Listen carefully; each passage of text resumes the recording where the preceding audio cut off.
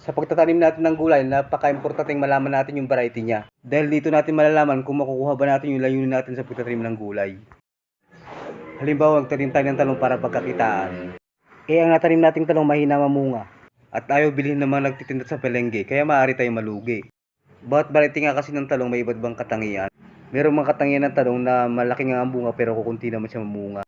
Meron namang marami nga mamunga pero maliliit. Meron din namang klase ng talong na marami nga siya mamunga at malalaki, pero sakitin naman at gustong-gustong inatake ng insekto. Kaya ang matutunan nyo sa bidyong ito, isa sa pinamagandang variety ng talong na pinakamagandang itanim ngayon at mga katangian niya.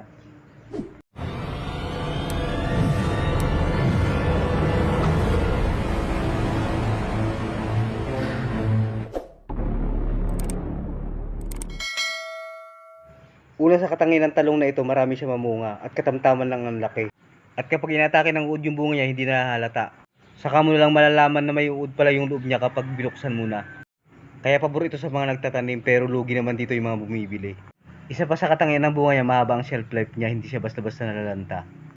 Kaya gustong-gustong bilhin ng mga nagtitinda sa palengke. Pangalawa sa magandang katangian ng talong na ito, hindi siya mapili sa lupang pagtataniman niya. Kahit kasi itanim sa mabatong lupa, maganda pa rin ang paglaki niya. Meron kasi ako nakitang gantong variety ng talong sa tabing daan, napakarami niya pa rin mamunga. Tiningnan ko yung pinagtaniman niya, kung pinalitan niya yung lupa, hindi naman. Mabato rin naman at mabuhangin. Kaya maganda rin itong itanim ng mga nagtatanim sa tabing bahay lang. Pangatlo sa katangian ng talong na ito, matibay sa sakit.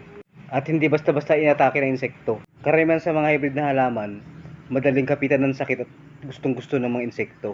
Kaya maganda lang sa panahon natin ngayon na nakadevelop sila ng hybrid na talong na matibay sa sakit at hindi basta-basta inatake ng insekto. Inaatake pa rin naman siya ng insekto pero hindi lang malala. Ang maganda lang dito, kahit na inatake siya ng insekto, parang hindi siya naapektuhan. Nung kasing nagtanim ako ng talong na ito, meron din siyang sakit na na-encounter. At saka meron insektong umatake sa kanya, yung spider mite.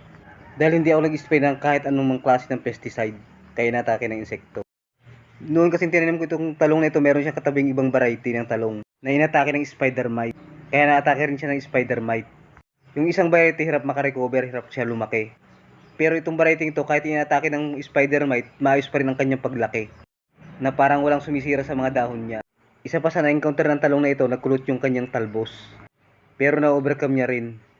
Dahil hindi ko nga in-sprayan ng anumang klase ng pamatay peste, kaya natake rin siya ng pangunahing insekto ng talong, yung uod. Yung fruit at shoot borer. Ito yung insekto na pangunahing sumisira sa bunga ng talong. Na kung pababayaan natin, mga 90% ng bunga niya masisira. Kaya kung sa backyard lang kayo nagtatanim, at meron kayo nakitang sira sa talbos at bunga, tanggalan nyo na agad para hindi siya kumalat at dumami. Kung sa tuman at marami kayong tanim, mag-spray agad kayo ng systemic insecticide para sa shoot at fruit borer. Ang magandang pamatay sa fruit at shoot borer, yung Trebaton at yung gold insecticide. Ang maganda lang sa talong na ito, kapag nag-spray kayo ng insecticide, kahit madalang lang, hindi katulad ng ibang variety ng talong na every 4 days to 1 week nag-spray sila ng pamatay uod. O minsan katatapos mag-ani, nag-spray sila ng pamatay uod. Dito naman sa variety na ito, ang sign na mag-spray na kayo ng pamatay uod, kapag meron na kayo nakikitang palatandaan na inatake na siya ng uod. Tulad ng pagkalanta ng kanyang talbos. At yung mga bunga niya mayroon ng butas. Diyan pa lang kayo mag-spray lalo kung madami na.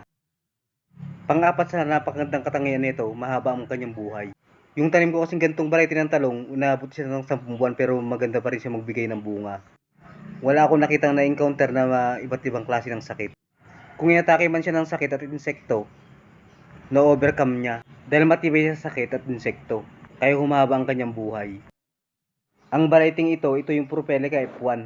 Ang mahirap lang dito, medyo may kamahalan yung buto niya. Kaya kung magtatanim kayo ng buto, medyo mahal. Pero dahil nga sa magandang variety na ito, sa mga nagtitinda ng punla, lagi itong available sa mga nagtitinda ng punla. Propelica F1, ang kanyang pangalan.